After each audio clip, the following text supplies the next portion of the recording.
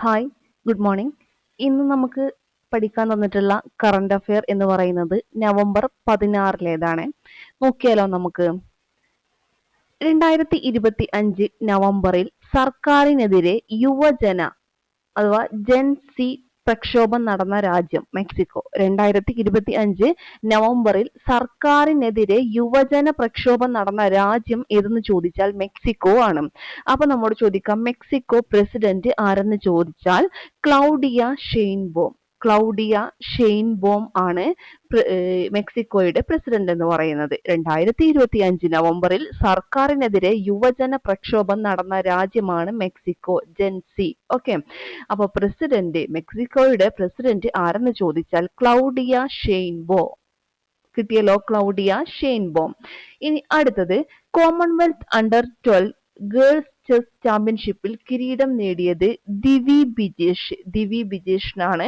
Commonwealth under 12 girls chess ചാമ്പ്യൻഷിപ്പിൽ കിരീടം നേടിയത് ആരാണ്? ദിവി ബിജേഷ്. ഒന്നുകൂടെ പറഞ്ഞോക്കാം, കോമൺവെൽത്ത് അണ്ടർ 12 ഗേൾസ് ചെസ് ചാമ്പ്യൻഷിപ്പിൽ കിരീടം നേടിയത് ദിവി ബിജേഷിനാണ്.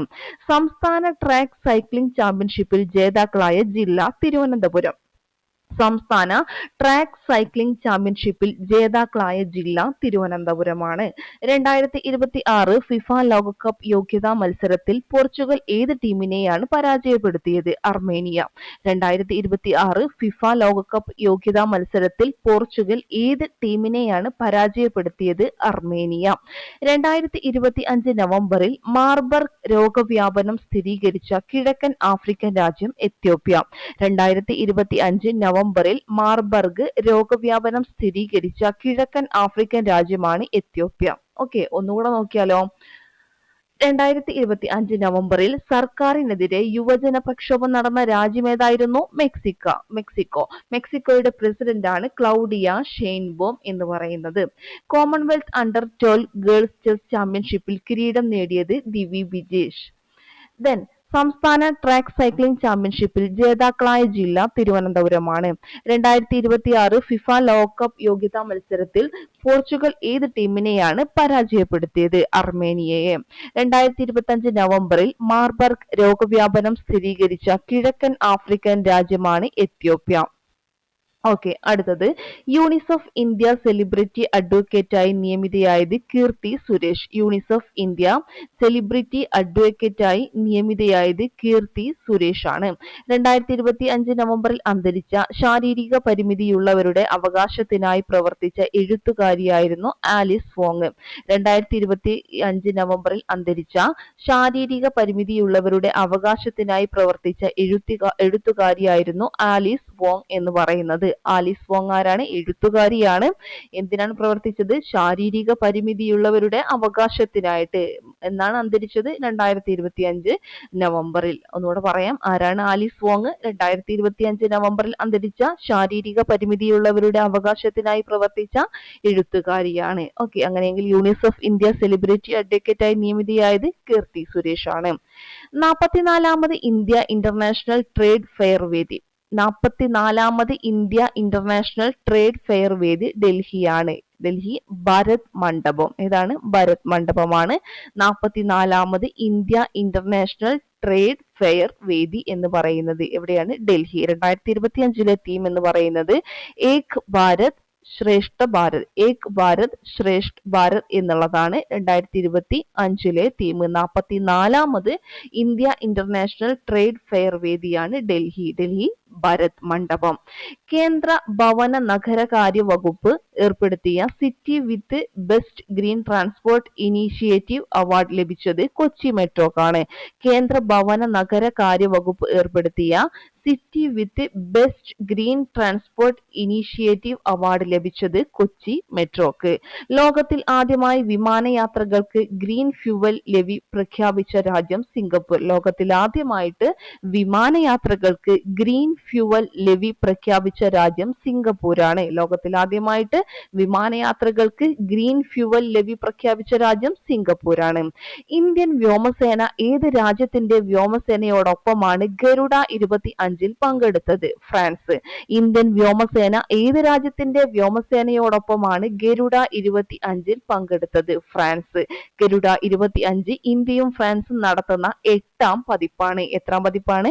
8ാം പതിപ്പ്. ആരൊക്കെ തമ്മിൽ? ഇന്ത്യയും ഫ്രാൻസും. അപ്പൊ ഗരുഡ 25 ഇന്ത്യൻ വ്യോമസേന ഏത് രാജ്യത്തിന്റെ വ്യോമസേനയോടൊപ്പമാണ് ഗരുഡ 25 പങ്കെടുത്തത് ചോദിച്ചാൽ ഫ്രാൻസിനോടൊപ്പമാണ്. ഓക്കെ, 8ാം പതിപ്പാണ് എന്നുള്ളത് കൂടെ ഓർത്തു വച്ചേക്കുക. ദെൻ ഇന്ത്യ റെയിൽവേയുടെ സുരക്ഷാ നിരീക്ഷണത്തിനുള്ള AI അധിഷ്ഠിത നിരീക്ഷണ സംവിധാനം ദൃഷ്ടി. ഇന്ത്യൻ റെയിൽവേയുടെ സുരക്ഷാ നിരീക്ഷണത്തിനുള്ള AI അധിഷ്ഠിത നിരീക്ഷണ സംവിധാനമാണ് ദൃഷ്ടി. പ്രധാനമായും ചരക്ക് തീവണ്ടികളുടെ സുരക്ഷ വർദ്ധിപ്പിക്കാനാണ് ഇന്ത്യൻ റെയിൽവേ ഈ സംവിധാനം ഉപയോഗിക്കുന്നത്. പ്രധാനമായിട്ടും ചരക്ക് തീവണ്ടികളുടെ സുരക്ഷ വർദ്ധിപ്പിക്കാനാണ് ഇന്ത്യൻ റെയിൽവേ ഏത് സംവിധാനം? ദൃഷ്ടി. എന്താ ദൃഷ്ടി? ഇന്ത്യൻ റെയിൽവേയുടെ സുരക്ഷാ നിരീക്ഷണത്തിനുള്ള AI അധിഷ്ഠിത നിരീക്ഷണ സംവിധാനമാണ്. ഓക്കെ, അടുത്തത് കേരളത്തിലെ മികച്ച കായിക താരത്തിനുള്ള 37ാമത് ജിമ്മി ജോർജ് അവാർഡിന് അർഹനായത് എൽദോസ് പോളാണ്. ട്രിപ്പിൾ ജംപ് താരമാണ് എൽദോസ് പോള്. കേരളത്തിലെ മികച്ച കായിക താരത്തിനുള്ള 37ാമത് ജിമ്മി ജോർജ് അവാർഡിന് അർഹനായത് എൽദോസ് പോളാണ്. എൽദോസ് പോളാണ്. ട്രിപ്പിൾ ജംപ് താരമാണ്. കോമൺവെൽത്ത് ഗെയിംസിൽ വ്യക്തിഗത സ്വർണം നേടിയ ഏക മലയാളി താരമാണ്. കോമൺവെൽത്ത് ഗെയിംസിൽ വ്യക്തിഗത സ്വർണം നേടിയ ഏക മലയാളി താരമാണ് ആരെന്ന് പറയുന്നത്? എൽദോസ് പോള്. അപ്പൊ കേരളത്തിലെ മികച്ച കായിക താരത്തിനുള്ള 37ാമത് ജിമ്മി ജോർജ് അവാർഡിന് അർഹനായത് എൽദോസ് പോളാണ്. ട്രിപ്പിൾ ജംപ് താരമാണ്. കോമൺവെൽത്ത് ഗെയിംസിൽ വ്യക്തിഗത സ്വർണം നേടിയ ഏക മലയാളി താരമാണ്. ദേശീയ ജലശക്തി മന്ത്രാലയത്തിന്റെ ജലസംരക്ഷണ പ്രവർത്തനങ്ങൾക്ക് 6ാമത് ദേശീയ പുരസ്കാരം ലഭിച്ച കേരളത്തിലെ ഗ്രാമപഞ്ചായത്ത് പായം പഞ്ചായത്താണ്. ദേശീയ ജലശക്തി മന്ത്രാലയത്തിന്റെ ജലസംരക്ഷണ പ്രവർത്തനങ്ങൾക്ക് 6ാമത് ദേശീയ പുരസ്കാരം ലഭിച്ച കേരളത്തിലെ ഗ്രാമപഞ്ചായത്ത്. ദേശീയ ജലശക്തി മന്ത്രാലയത്തിന്റെ ജലസംരക്ഷണ പ്രവർത്തനങ്ങൾക്ക് 6ാമത് ദേശീയ പുരസ്കാരം ലഭിച്ച കേരളത്തിലെ ഗ്രാമപഞ്ചായത്താണ് പായം പഞ്ചായത്ത്. ദേശീയ ജലശക്തി മന്ത്രാലയത്തിന്റെ ജലസംരക്ഷണ പ്രവർത്തനങ്ങൾക്ക് 6ാമത് ദേശീയ പുരസ്കാരം ലഭിച്ച മികച്ച സംസ്ഥാനം ചോദിച്ചാൽ അത് മഹാരാഷ്ട്രയാണ്. എന്നാൽ ഗ്രാമപഞ്ചായത്താണ് ചോദിക്കുന്നതെങ്കിൽ അത് കേരളത്തിലെ പായം പഞ്ചായത്താണ്. പക്ഷെ നമ്മോട് ചോദിക്കുകയാണ് മികച്ച സംസ്ഥാനം എന്നതാണെങ്കിൽ അത് മഹാരാഷ്ട്രയാണ്. ഓക്കെ ആണല്ലോ. ഇനി 130ാം ഭരണഘടനാ ഭേദഗതി ബിൽ 2025 കുറിച്ച് പരിശോധിക്കാൻ രൂപീകരിച്ച സംയുക്ത പാർലമെന്ററി സമിതി അഥവാ JPCയുടെ അധ്യക്ഷയായി നിയമിച്ചത് അപരാജിത സാരംഗി. ആരാണ്? അപരാജിത സാരംഗി. 130ാം ഭരണഘടനാ ഭേദഗതി ബിൽ 2025 കുറിച്ച് പരിശോധിക്കാൻ രൂപീകരിച്ച സംയുക്ത പാർലമെന്ററി സമിതി അല്ലെ JPCയുടെ അധ്യക്ഷയായി നിയമിച്ചത് അപരാജിത സാരംഗി. ആരാണ്? അപരാജിത സാരംഗി. ഭരണഘടന അനുച്ഛേദം 75, 164, 239 AA എന്നിവയ്ക്ക് ഭേദഗതി വരുത്താം. ഭരണഘടന അനുച്ഛേദം 75, 164, 239 AA എന്നിവയ്ക്ക് ഭേദഗതി വരുത്താം. ഒന്നുകൂടെ പറഞ്ഞോക്കാം. 75, 164, 239 AA എന്നിവയ്ക്ക് ഭേദഗതി വരുത്താം. കുറ്റകൃത്യങ്ങളുടെ പേരിൽ പ്രധാനമന്ത്രി, കേന്ദ്രമന്ത്രിമാർ, സംസ്ഥാന കേന്ദ്രഭരണ പ്രദേശങ്ങളിലെ മുഖ്യമന്ത്രിമാർ, മന്ത്രിമാർ എന്നിവർ തുടർച്ചയായ 30 ദിവസമെങ്കിലും തടവിൽ കഴിയേണ്ടി വന്നാൽ സ്ഥാനം നഷ്ടമാകുമെന്ന വ്യവസ്ഥ ഉൾപ്പെട്ട വിവാദമായ ബില്ലാണിത്. അപ്പൊ എന്ത് ബില്ലാണിത്? കുറ്റകൃത്യങ്ങളുടെ പേരിൽ പ്രധാനമന്ത്രി, കേന്ദ്രമന്ത്രിമാർ, സംസ്ഥാന കേന്ദ്രഭരണ പ്രദേശങ്ങളിലെ മുഖ്യമന്ത്രിമാർ, മന്ത്രിമാർ ഇവർ തുടർച്ചയായ 30 ദിവസമെങ്കിലും തടവിൽ കഴിയേണ്ടി വന്നാൽ സ്ഥാനം നഷ്ടമാകുമെന്ന വ്യവസ്ഥ ഉൾപ്പെട്ട വിവാദമായ ബില്ലാണിത്. ഓക്കെ ആണല്ലോ. അപ്പൊ ഇത്രയും കാര്യങ്ങളാണ് നമുക്ക് പഠിക്കാനായിട്ട് ഇന്ന് നമുക്ക് കറണ്ട് അഫെയറിൽ പഠിക്കാനായിട്ടുള്ളത്. അപ്പോൾ ആരായിരുന്നു? എൽദോസ് പോള്. കേരളത്തിലെ മികച്ച കായിക താരത്തിനുള്ള 37ാമത് ജിമ്മി ജോർജ് അവാർഡിന് അർഹനായതാണ് എൽദോസ് പോള്. ട്രിപ്പിൾ ജംപ് താരമാണ്. കോമൺവെൽത്ത് ഗെയിംസിൽ വ്യക്തിഗത സ്വർണം നേടിയ ഏക മലയാളി താരമാണ്. ദേശീയ ജലശക്തി മന്ത്രാലയത്തിന്റെ ജലസംരക്ഷണ പ്രവർത്തനങ്ങൾക്ക് 6ാമത് ദേശീയ പുരസ്കാരം ലഭിച്ച കേരളത്തിലെ ഗ്രാമപഞ്ചായത്ത് ഏതാ? അത് പായം പഞ്ചായത്താണ്. എന്നാൽ നമ്മോട് ചോദിക്കുകയാണ് മികച്ച സംസ്ഥാനം അല്ലെ? ദേശീയ ജലശക്തി മന്ത്രാലയത്തിന്റെ ജലസംരക്ഷണ പ്രവർത്തനങ്ങൾക്ക് 6ാമത് ദേശീയ പുരസ്കാരം ലഭിച്ച മികച്ച സംസ്ഥാനം അത് മഹാരാഷ്ട്രയാണ്. പിന്നെ അപരാജിത സാരംഗി ആരായിരുന്നു?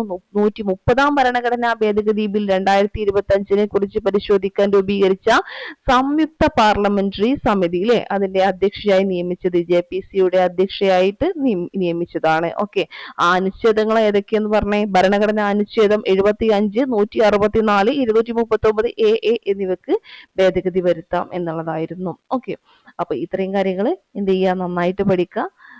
ഇപ്പോൾ എക്സാം ലക്ഷ്യയുടെ ടെലഗ്രാം ചാനലിൽ ഉണ്ടായിരിക്കും 11:30. അപ്പൊ എന്ത് ചെയ്യുക, അത് പോയി അറ്റൻഡ് ചെയ്യുക. ഓക്കെ, അപ്പൊ ശരി, താങ്ക് യു.